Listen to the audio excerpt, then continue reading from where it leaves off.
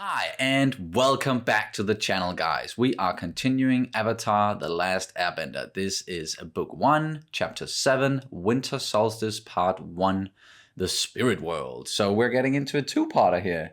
That's interesting, at least. The first multi-episode arc, it seems like. And we've just, really been enjoying this series so far, as you've probably seen.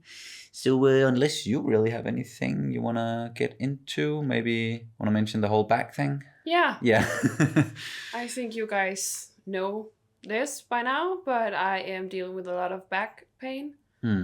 And that means I'm probably going to look very uncomfortable. And it's nothing to do with Avatar, it's just my back that hurts a lot.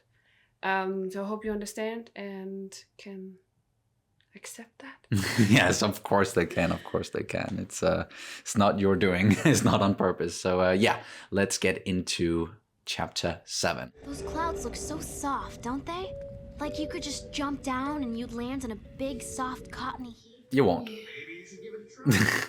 You're hilarious. I'll try it. Well. Turns out clouds are made of water. Nice. Hey, what is that? It's like a scar. Oh no. Why would anyone do this? How could I let this happen?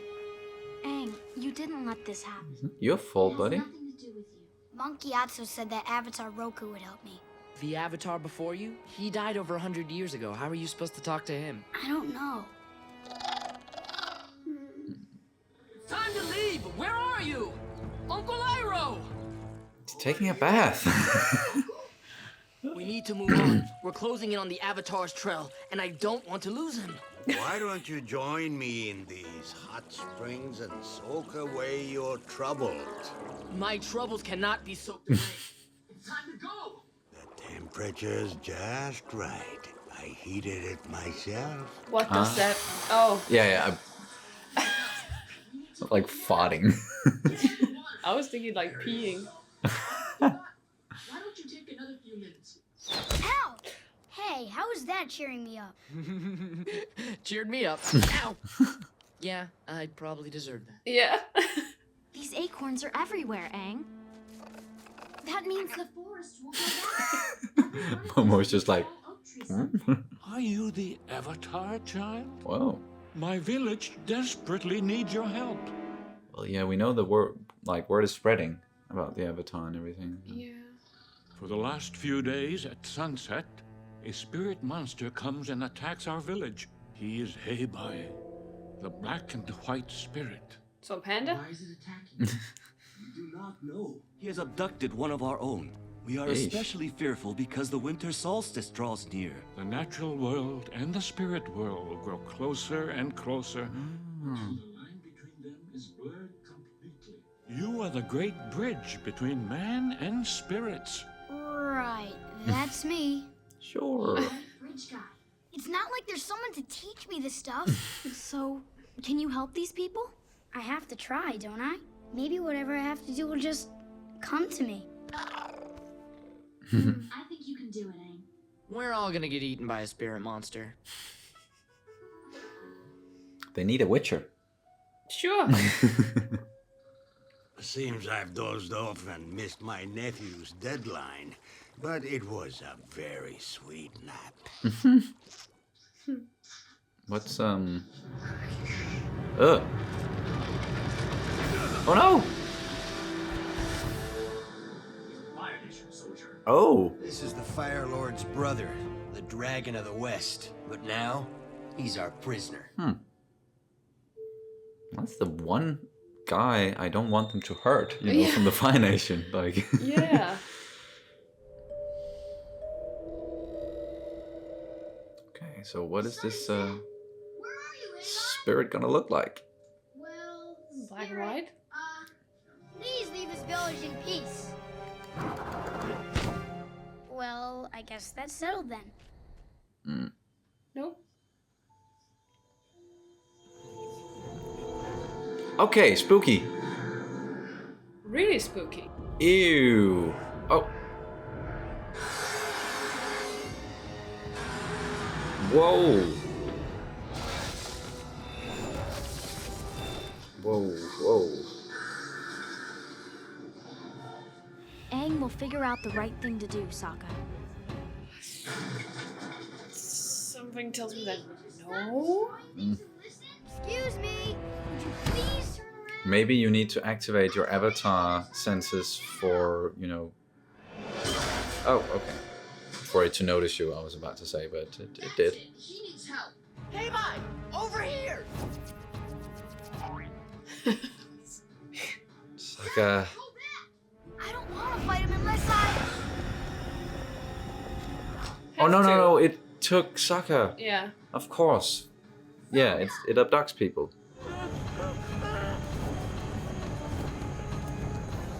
Where is it, like, taking him?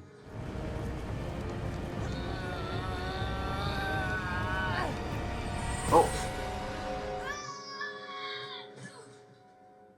Wow. Went into the spirit world. That's a bear. Okay. Sokka! It's like ostriches. Where are you taking me? We're taking you to face justice. Didn't let him, like, put on some clothes? Really? You once laid siege to it for 600 days, but it would not yield to you. My men were tired, and I was tired, and I'm still tired. Whoop.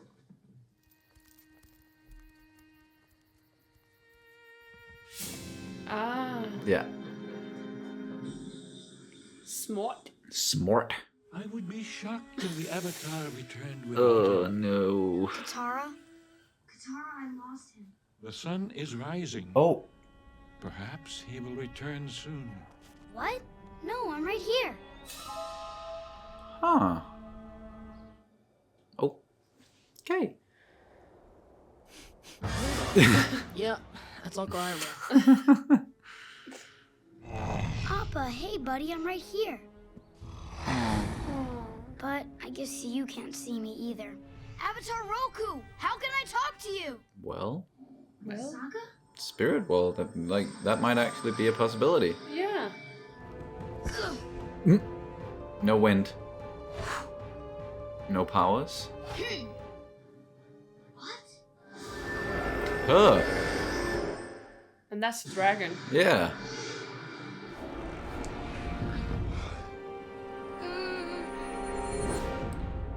Oof. Hey. You're Avatar Roku's animal guide. Ah. Papa is to me. Oh. I need to save my friend and I don't know how. Is there some way for me to talk to Roku? Jump on board, Yep. my friend. Nice.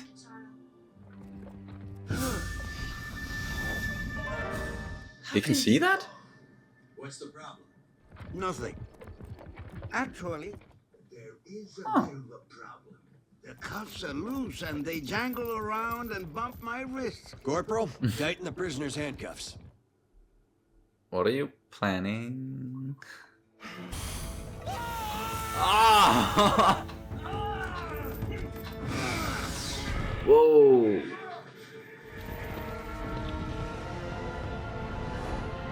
Oh, we're going to a volcano. It's like a Oh. portal or something. I don't understand. Is that what Roku wants to talk to me about? A comet? A comet? Talk to him. When the ray hits. Yeah. In how many days then? It's a calendar, and the light will reach Roku on the solstice. Ah. But I can't wait that long. I need to save Sokka now. Ugh. We can't just carry him to the capital. We have to do something now. I agree. He must be Right. dealt with immediately and severely. No. Don't do that. The Avatar.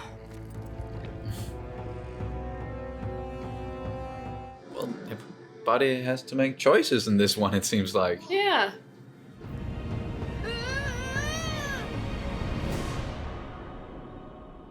You're back. Where's Sokka? I'm not sure. Hands must be crushed. Oh no! Ah, there we go. Can't believe I'm rooting for the bad guys.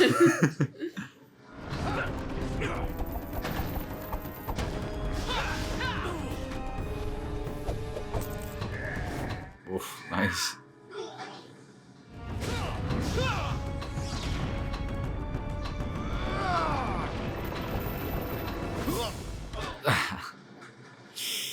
Ow. Now, would you please put on some clothes?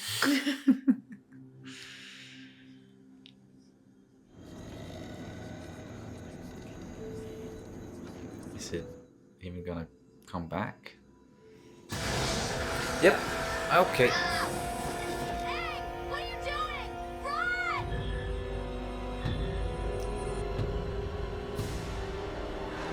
It is a panda. The spirit of this forest. Now I understand. Ah. When I saw the forest had burned, I was sad and upset. But my friend gave me hope that the forest would grow back.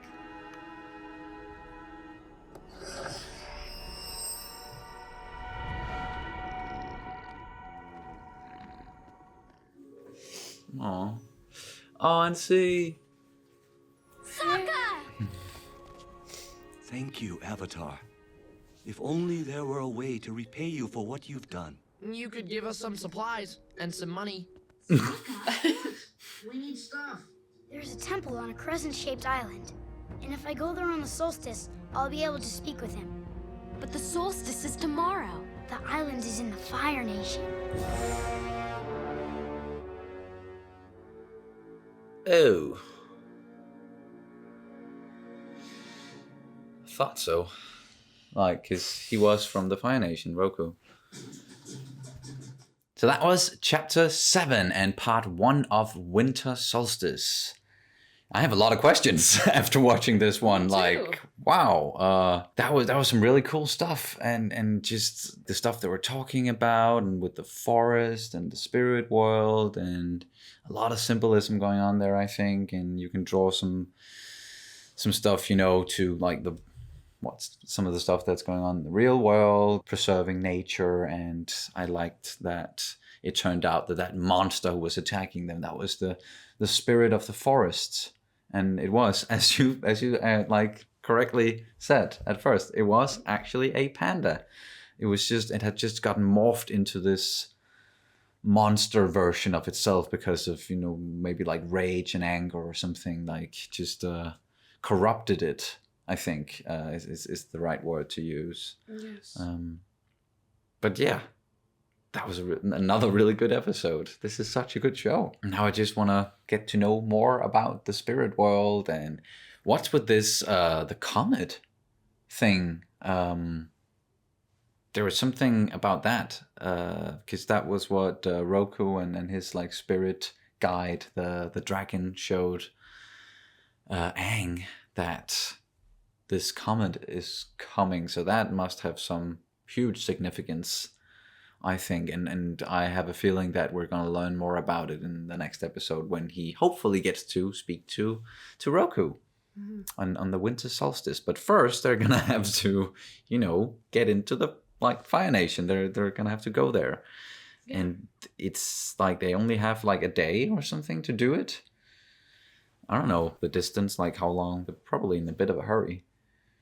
Yeah, So- but they do have a flying bison. That's right. That does help a lot, having a magical flying bison to transport you. And the village there was even going to help them with some supplies and stuff for their journey, to get some stuff, and not just, you know, money maybe. But they were really thankful for the help, obviously. And the other part of this episode was spent with Uncle Iroh and Zuko, of course. He got captured by some earthbenders. And that was, you know, actually quite entertaining, but it also lets us, you know, get to know him better, and we get to learn a little bit about something like a 600-day siege or something he did, that he actually lost, and he's not afraid of acknowledging that he actually lost that battle or whatever it was, or he had to go home because his man was tired and he was tired, and there have been gone for a long while. So I like learning more about him as a character, and I like that, you know, even though there are supposedly the bad guys, the Fire Nation guys here, but it's not as black and white as all. Like, they're very multi-layered characters that you actually want to root for. And that's what we did in this one. It even struck me at one point, like, hey, I'm rooting for the Fire Nation. But that's one of the things that this show is really good at, is just creating compelling characters, like, no matter what side they're on. Yeah. And I feel like Uncle Iroh has more to him. Like, there's some key factors or something about him. Something... that will help, maybe. It's just, I as you say, I'm rooting for what is supposedly the bad guy, and I just feel like, why am I supposed to do this? Why are the makers of the show? Why are they showing us or making us like him that much? It must be because there's something else to his character, something super important at some point. And we also learned in this episode that he apparently can see spirits. Yeah, that was interesting. Like, he noticed that. He noticed Aang. Yes. On that dragon. Dragon, yeah. That spirit dragon. And it was just very interesting that he did, because I don't think we know a lot of people who can actually do that. At least, of course, this is the first episode where we actually introduced into this actual spirit world, and of course we started the whole episode out with Aang saying, I'm supposed to learn from Roku, Avatar Roku, and he's not here because he died, and I'm supposed to learn from him. I'm told I am supposed to. Yeah. But I don't know how to get in contact with him. And then we learn about the spirit world. Yes. And how the Avatar is actually a bridge between the two. Yeah. And there's so much more to it. And they just opened this. And it's just like, it felt like such a bomb almost. Yeah. Like just opening the floodgates. Yeah. And then it's just, here's a bunch of information. Spirit world, just have at it. And really interesting. But we do have a lot of questions that I'm sure we're going to get answered in the coming episodes. Definitely. And in the series overall. So we're not going to theorize too much. But it was just a lot of interesting stuff going on. Like the villagers and like Sokka and Katara, of course, they were able to see this spirit monster that then turned out to be a panda. But the Earthbenders, they weren't able to see Aang and the dragon. It seemed like that was only Iroh. Mm-hmm. So why is that? And why is he able to do this? Yeah, that's really interesting.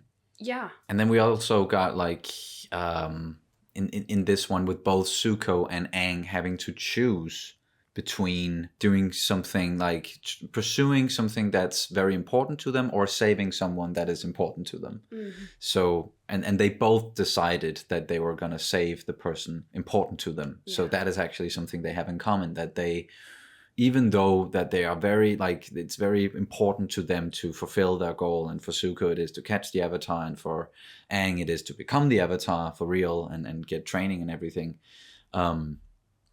they still value their friends more and family, which is, you know, yeah, it shows us that they have something in common, at least. And I'm still rooting for Zuko to actually turn out to be a good guy. Yeah, me too. I'm rooting for that redemption arc to happen at some point. And it's not that he's like a character that I hate or anything right now. Like, he's sometimes very much a teenager and can be very focused on the goal and angry and yelling a lot, but that's just because he's under so much pressure, I think. Yeah, and been through some traumatic shit. And being very much mistreated by his, I think, emotional abusive father. Yes, that's very likely that. And then that tends to really leave a mark. Yes, that tends to mess with one, like, someone who's like anyone really.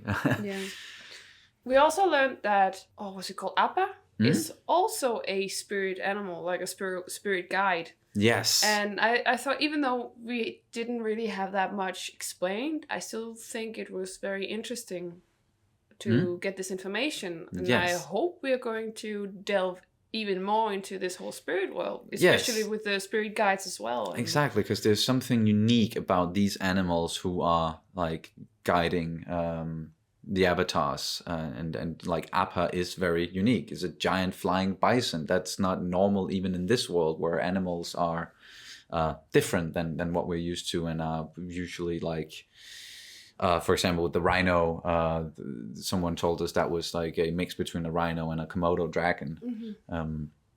So there are unique animals in this world, but then there are the spirit animals, the spirit guides, that are even more unique, I think, and will only appear to help the avatar or something. Or I don't know how they get in contact with these spirit animals and what then happens, and how they bond with, like, how, for example, Aang, how did he start bonding with Appa? Because, well, we know there are like bisons. There were bisons at the Southern Air Temple, because we saw that in that episode. But were they like spirit guides as well? Could they fly just like Appa, or were they just like normal giant bisons?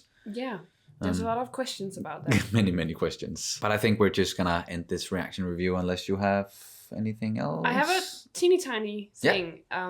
Somebody pointed out that Zuko, the voice of Zuko, he was a breakdancer once. And how they have incorporated his breakdancing into some of the moves that Zuko is making, and I saw a little bit of that in this one. Yes. And I just it's so funny that somebody actually pointed this out, so I can actually notice. Yes. Thank you for pointing it out, because that, like, some stuff like that, I think that's not spoiler or anything.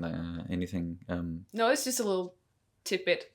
Exactly. That just makes the character somewhat more real in a sense, and you know, giving him also more of a unique personality, even in his fighting style, because he'll do these like sweeps, and he'll like twirl around on the ground and everything that are usually classical breakdancing. Exactly. But I think that's gonna do it. Thank you guys so much for watching as always, and we will see you very soon.